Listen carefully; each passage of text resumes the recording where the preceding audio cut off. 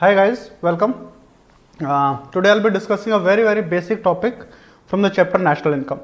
The topic which I'll be discussing is the difference between GDP and GNP. So let's start.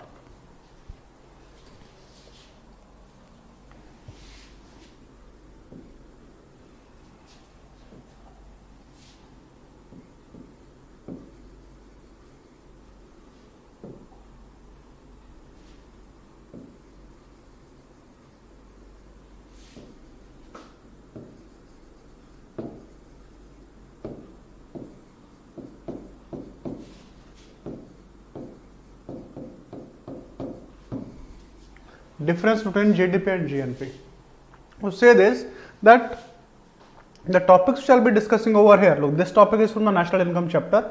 I'm starting a series where from all the chapters of economy, I'll be discussing the most important concepts. So by the time the prelims comes on, say in the month of October, I'll be completing all the important concepts in economics. Moreover, I'll be also discussing with you current affairs. So for that, you can watch my current affairs playlist, current affairs series, where I'll be discussing important current affairs from the last 1 year.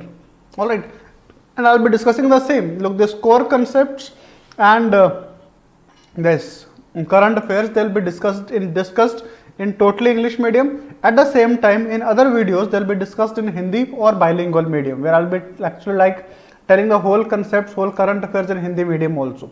Alright, so this is the first video in that series, difference between GDP and GNP. So now you see this, what is GDP? Now GDP is the market value of all goods and services produced by the factors of production within the boundary of a country in a period of 1 year. I'll just explain. That is, suppose this is India. So in 1 year, in one financial year from 1st of April to 31st of March. So in one financial year, whatever is the market value,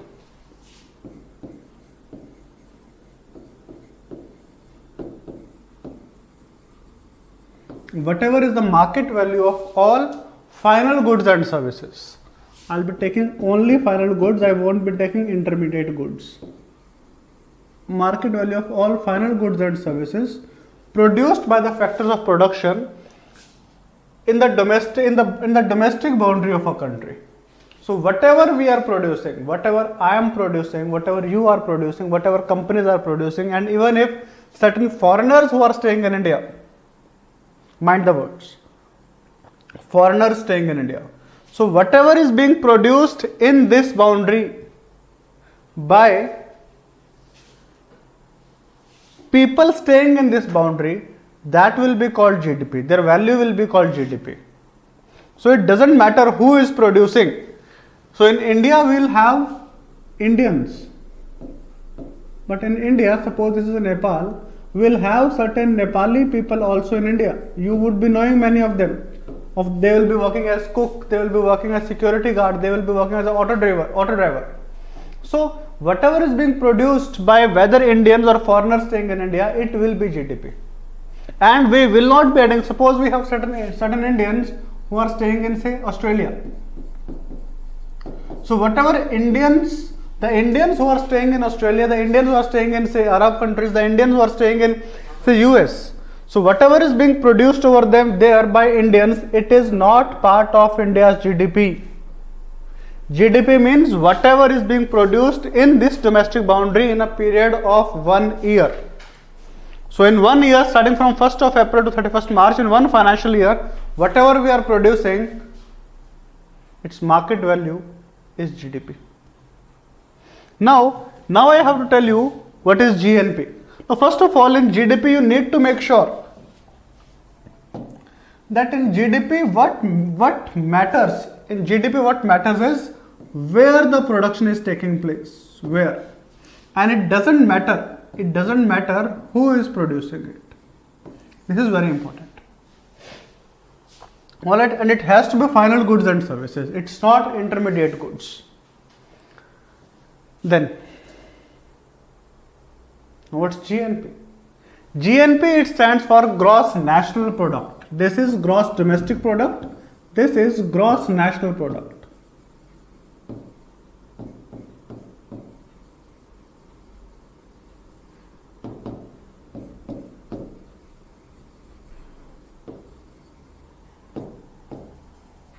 Gross national product.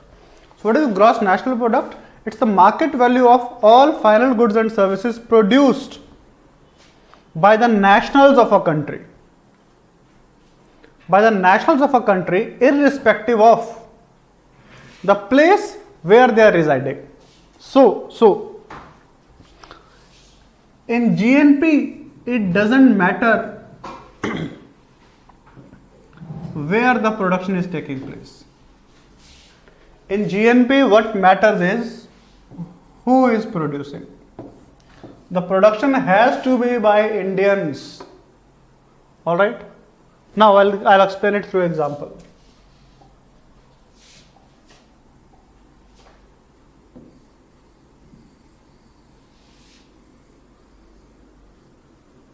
Suppose we have three people. We have Salman Khan,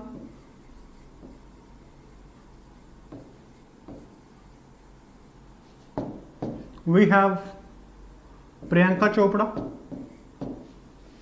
and then we have a Nepali cook in India. A Nepali cook who is working in India. Salman Khan, why I am taking Salman Khan? Because Salman Khan, he works only in India.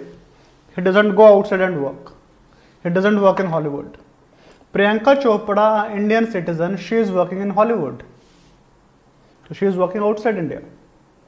Nepali cook, he is from Nepal, but he is working in India. He is producing in India. So now, first let's work with Salman Khan. Now, suppose there is only and only Salman Khan. There is no one else in the country. There is only and only Salman Khan. So whatever is the value of goods and services produced by Salman Khan, or whatever is the income of Salman Khan, that will be India's GDP. Because in India only Salman Khan is there, and what is GDP? Whatever is being produced in this boundary, that is GDP. So whatever Salman Khan is producing, that is GDP. So I can say India's GDP is equal to Salman Khan. Right? Then let's take this Nepali cook. A Nepali cook, he is from this place, but he is working in India. So we have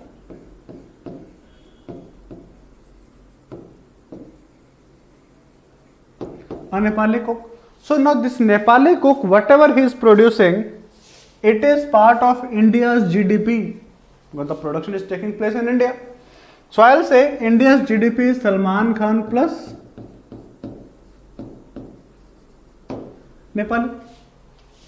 Nepali cook. Can I say Salman Khan's income will be basically equal to India's GDP minus the income of Nepali cook? Right? Sahi hai. Now we have, say this is US and this is Priyanka Chopra. Now what will be India's GNP? India's GNP will be equal to Salman Khan plus Priyanka Chopra. Alright. Now, instead of Salman Khan, can I write, instead of this Salman Khan, can I write this thing? So, can I write GNP is equal to GDP minus Nepali cook plus Priyanka Chopra? Alright.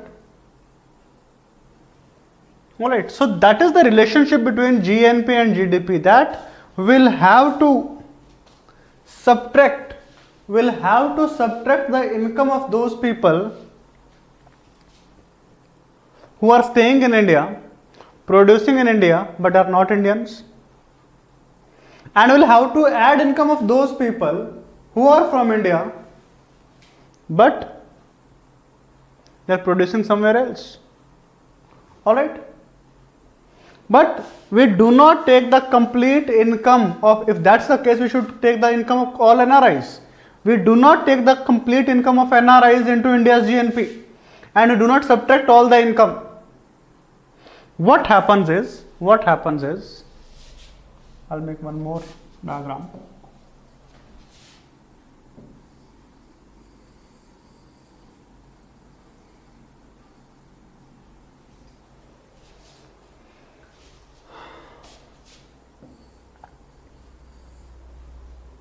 So, suppose there are certain Indians who are staying outside, and we have certain Nepali people who are staying in India. A Nepali cook. Now, this is an Indian, alright, who is staying outside India. So, what will this person do? He will send to India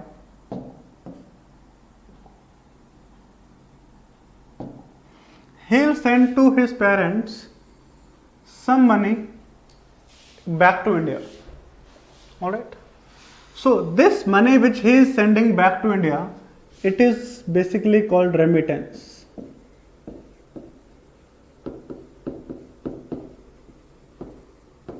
Remittance. So what is remittance? When a person goes out of the country and the money which he sends back to his parent country, that's called remittance. Similarly,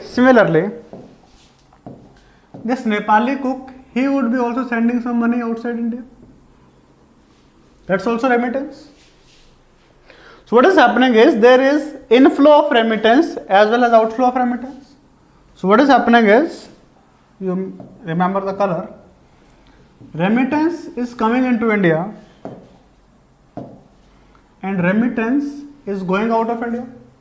Now remember one thing, that whenever any income is entering India, I should not use this.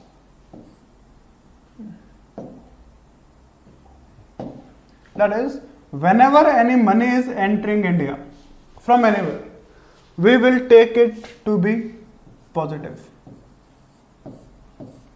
It will be positive. And whenever any money it leaves India, it will be considered as negative. Remember this. Whether you discuss this chapter or you discuss BOP chapter, the concept remains the same. Money enters India, positive. Money leaves India, negative. Alright. So now, remittance is leaving India, hence this will be negative. And remittance is entering India, hence this will be positive.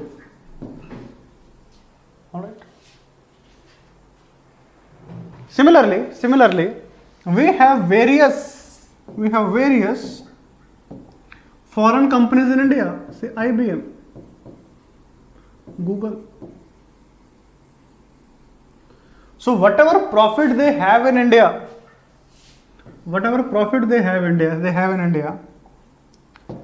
they send that profit outside to their parent country.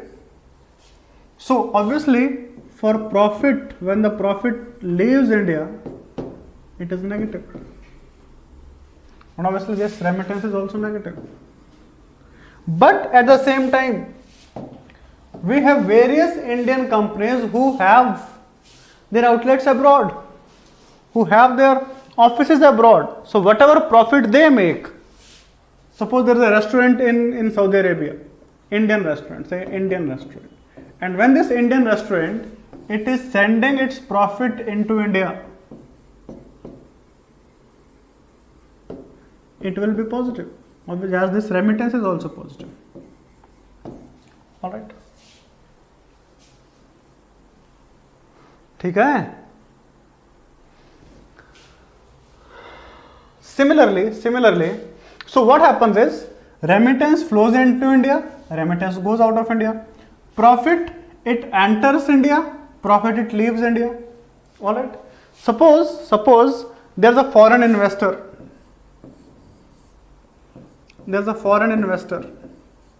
Who invests his money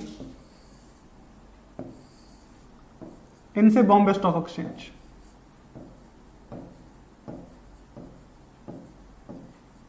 So obviously the capital is coming inside, but we are not worried about the capital. What we are worried about is when the investment will be coming into India, when he will be investing in Indian shares, when he will be investing in shares of Indian companies, bonds of Indian companies, there will be outflow of dividend and interest. Dividend will be there, dividend will go out when the foreign investor is investing in shares of Indian companies, and interest will go out when he is investing in bonds of Indian companies. Similarly, we may have various Indian corporates, Mukesh Ambani, we may have Amitabh Bachchan, rich people, even they may be investing, say, in stock market of Bangladesh. So the way FDI is coming into India, this is FDI, right? It can be FDI, it can be FII. You can just say it is a foreign investment. So foreign investment is coming into India, but similarly, foreign investment is going out of India. Obviously, foreign investment is going out of India. In return, we will also get dividend as well as interest. So if Indian investors, they are purchasing in Bangladesh shares, in return we will get, the investors will get, the India will get dividend. And if they are investing in bonds, they'll get interest. Fair enough?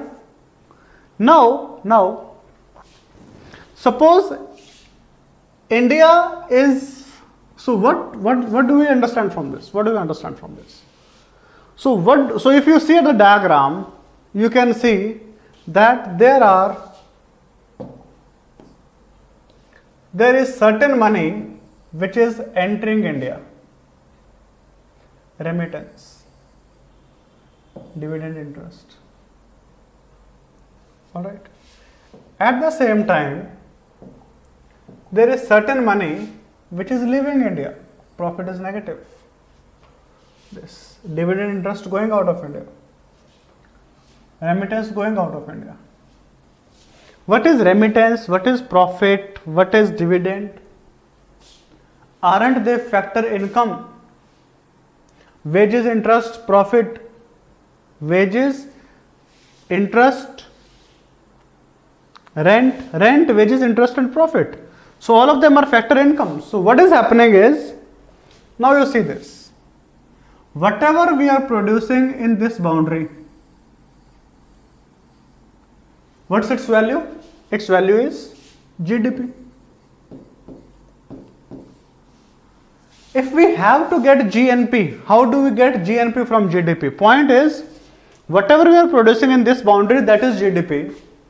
But then, certain income is entering India, profit, remittance, dividend, interest. So certain money is entering India. But at the same time, certain money is leaving India also. So we have some factor incomes which are coming into India, and we got some other factor incomes which are leaving India. Alright. ठीक है ना? So from GDP, if we have to arrive at GNP is equal to GDP plus inflow of factor income minus outflow of factor income. Alright. ठीक है? Some money, so whatever you are producing here, that is GDP, and then in GDP will add those incomes which are entering India and will subtract those incomes which are leaving India, such that from addition of factor incomes and subtraction of factor incomes, what do we arrive at is, I have some net factor income. And from where I am getting this net factor income, this net factor income is coming from abroad. Alright, so what do we have is, we have GNP is equal to GDP plus, from these two together, what do I get? NFIA. GDP plus NFIA. NFIA, it stands for Net Factor Income from Abroad.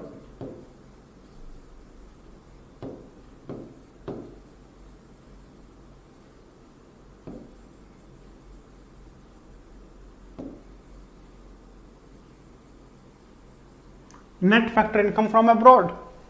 Fair enough. So what's the formula? I'll write it again.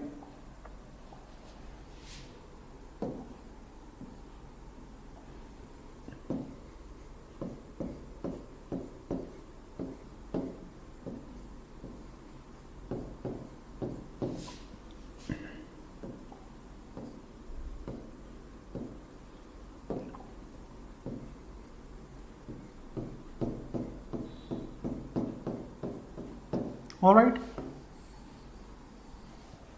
GNP is equal to GDP plus NFIA.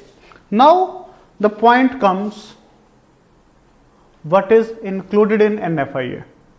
All right. So now let's discuss what is included in NFIA. So write down NFIA includes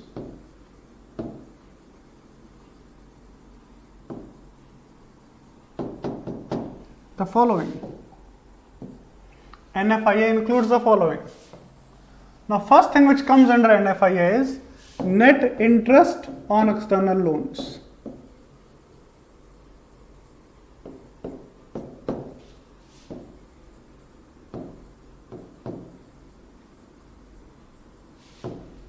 Net interest on external loans. You see this?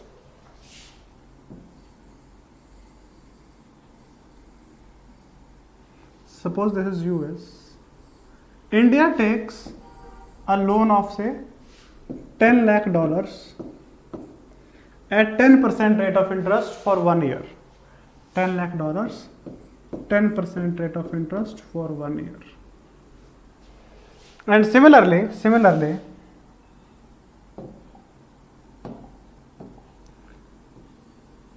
India gives a loan to Nepal of $1 lakh, same 10% interest 1 year.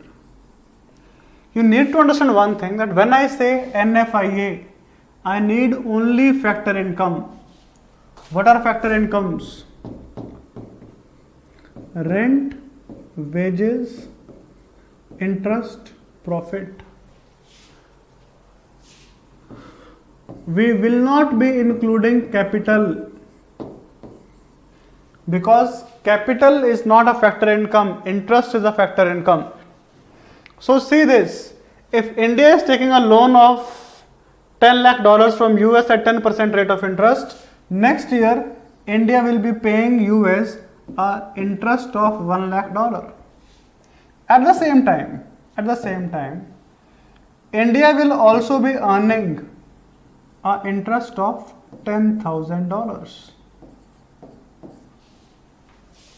So point is, India not only takes loans, it also gives loans to poor countries. So now you guys pause for a moment, put the video on a pause and think, what happens more? Does India take more loan, or does India give more loan? All right, my question is India taking more loan or is India giving more loan? As India is a developing country, as India is a poor country, what are the chances? Which has more chances? There are more chances of India taking loan. So as I am showing it here, India is taking loan, India is taking more loan, India is giving less loan. So as India is giving more loan, as India is taking more loan, India is paying more interest. India gives less amount of loan, hence India earns less interest. So now you tell me, what will happen to net interest?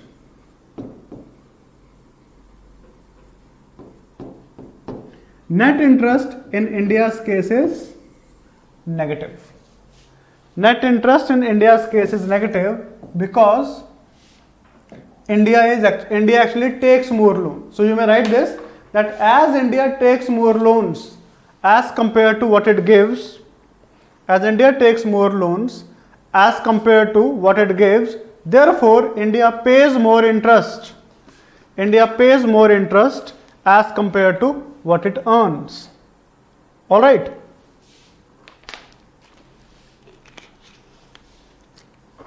And then this is the first item under NFIA.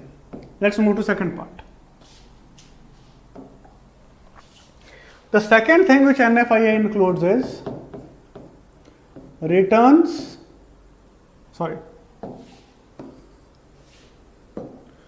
profit from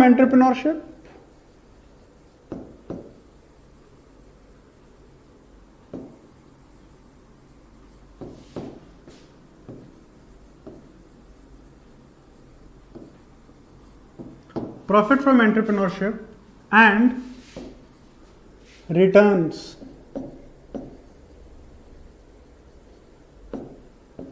That is dividend or interest.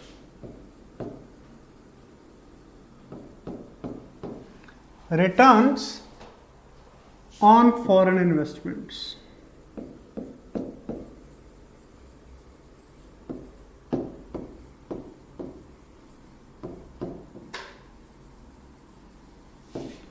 Foreign investments can be FDI,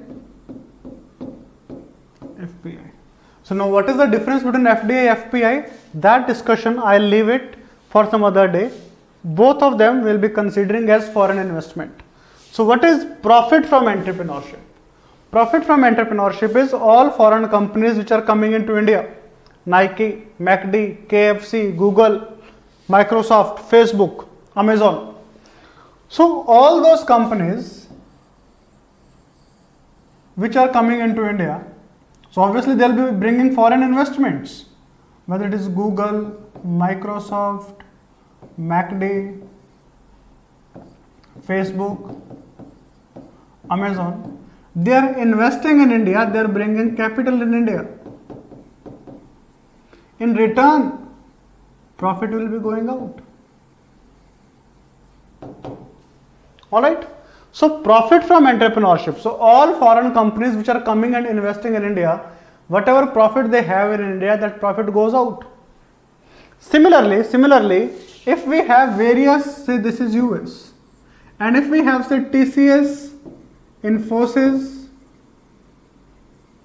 with their offices in US, they will send the profit back to India. So what happens is, because of foreign companies investing in India, the profit goes out of India. And because of Indian companies investing abroad, suppose even Mukesh Ambani Industries, Reliance Industries, it is investing something in Bangladesh, something in Sri Lanka. Whatever profit happens, it comes back. The profit from Indian restaurants in US, the profit comes back to India. So what is happening is, profit is going out of India, profit is coming in India. So now you think and tell me, which one is more? Do we have more outlets of foreign companies in India, or do we have more outlets of Indian companies abroad? As we have more outlets of Indian companies abroad, as we have more outlets of foreign companies in India, more as compared to outlets of Indian companies abroad, the profit, there is actually a net outflow of profit. Alright, profit goes out, profit comes in, but more profit is going out as compared to profit coming in, hence there is net outflow of profit. So this profit from entrepreneurship, it is negative for India. It's negative for India. So you can write down that as we have more outlets of foreign companies in India as compared to outlets of Indian companies abroad, there is a net outflow of profit from India. Then next part, returns, dividend and interest on foreign investments. So So if FDI or FPI is coming into India, say foreign investors are investing in Indian shares or Indian bonds, in return dividend and interest it goes out. Let's change the color, actually it will be easier for you to understand.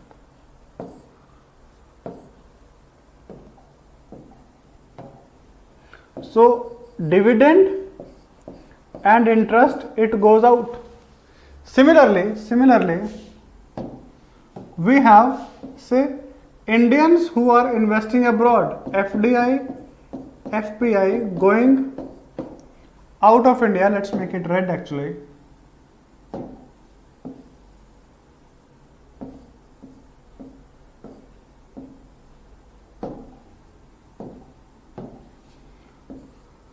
So if we have FDI and FPI leaving India, then obviously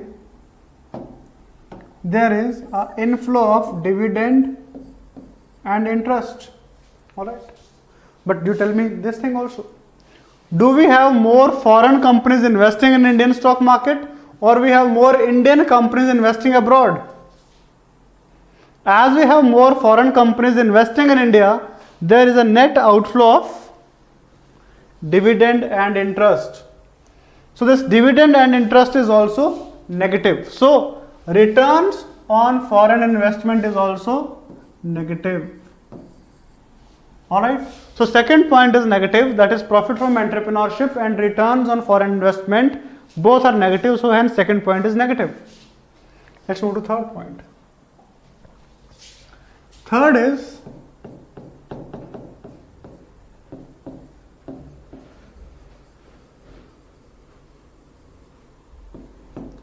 remittances. Remittances, I have already told you what is remittance. When a person goes outside his country, the money which he sends back to his parent country, that is called remittance. So what happens is, we have discussed that when Indians they go out, they send remittance to India, and similarly foreign citizens who are staying in India, they also send remittance outside.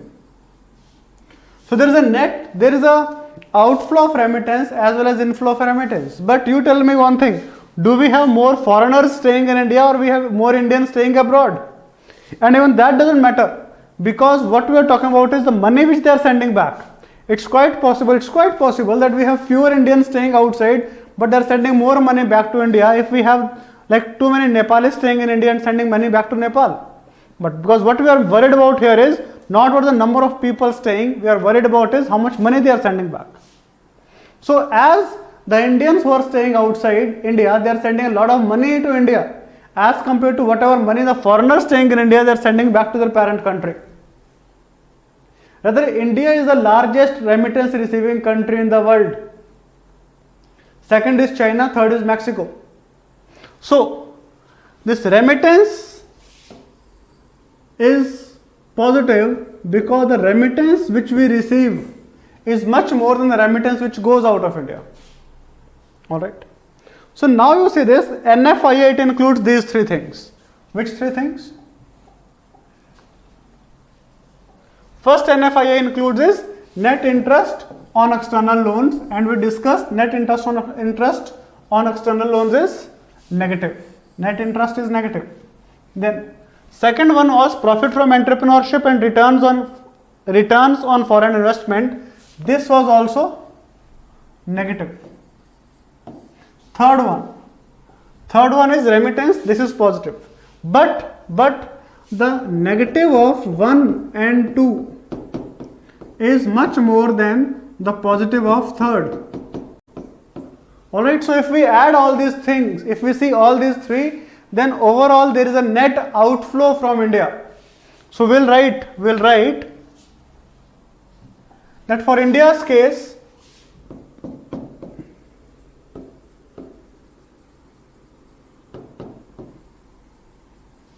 NFIA